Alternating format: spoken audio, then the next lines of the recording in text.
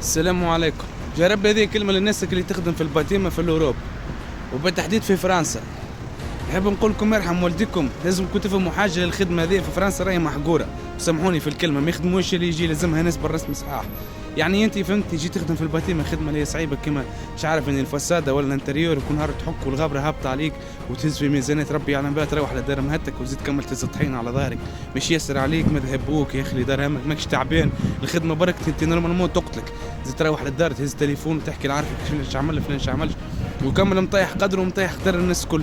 كي تقبل تخدم باقل اسوام في خدمه كيما كيك في زوك البرد ياكل فيك وانت ميت تصب الهزن والبطاطيح، وتقبل باقل اسوام وبعد تقول لي فهمتني يا دينار زبور امك ما عادش تقبل باقل اسوام. يخدم راجل زك امك القحبه ونقص من القحب، وكي تمشي تعمل ديبلاسمون تقولوا على اللي في السوم نتاعي وتحكي انت وياه قبل ما تخدم في زبور ام سوايعك وزبي فهمتني، مش عامل عليك مزيه. راه ما فما حتى زك امي يبون يخدم باتيما لنا في فرنسا.